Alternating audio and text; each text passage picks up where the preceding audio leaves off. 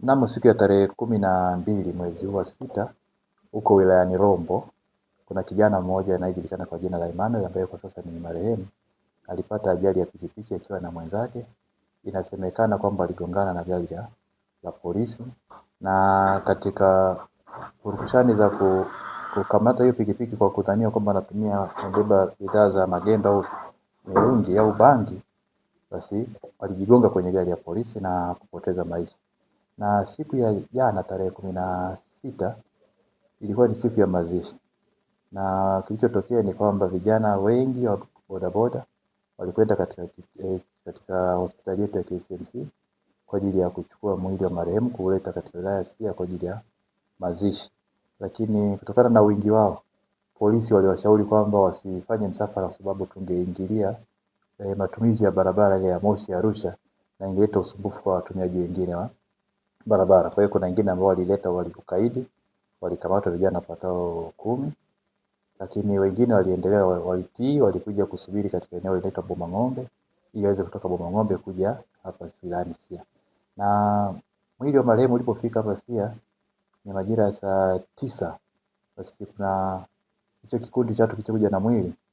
Mwanzoni akasema kwamba hawataweza kuzika mpaka wenzao waachiliwe, na tulifanya jitihada kwa kuhusiana na wenzetu wa jeshi la polisi mkoa, na waliachiliwa wote vijana hao, tukitegemea kwamba wenzetu wataridhia kwamba waweze kuzika.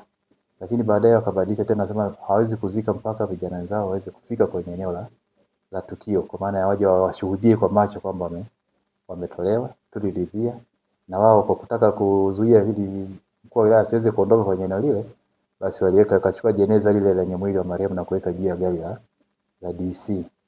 Tuliona tukoje tusubiri tutumie busara, zilitumika, hatukuwazuia, waliendelea kufanya hivyo.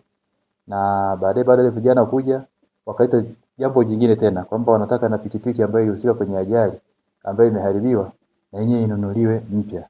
Sasa ilikuwa ni jambo ambalo sio rahisi kufanya jambo kama hilo wakati huo, na sisi tulishaongea na mzazi wa marehemu pamoja na mjomba wake na mtoto wa, yani kaka wa marehemu pia tulikuwa naye. Tukawaambia kwamba tutafanya utaratibu ili baada ya mazishi tuone namna gani tutafanya utaratibu wa kupata pikipiki nyingine, na tulikubaliana. Lakini baadaye wakati kuja kuambia wengine kwamba tuendelee na mazishi, kwa sababu familia imeshaongea na uongozi wa wilaya kwamba watashughulikia, basi wao walianza kuleta ubishi, na kwa sababu walikuwa wamejiandaa kwa wengine na mawe na wengine, yani vitu kama hivyo kwa ajili ya kurusha. Wengine mpaka walikuwa tuliokuta wakiwa na chupa za mafuta ya petroli.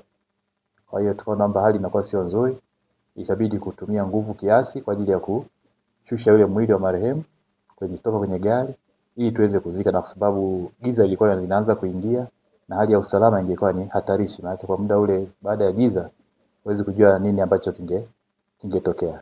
Kwa hiyo baada ya kufanikiwa kuteremsha ile jeneza, tulifanikiwa kuongea na mzazi wa marehemu pamoja na ndugu wa karibu na wachungaji, basi shughuli ya mazishi ikafanyika na ilihitimishwa. Na kuanzia ile jana usiku mpaka leo hali ni shwari, na askari wetu bado wanaendelea kufanya doria katika maeneo hayo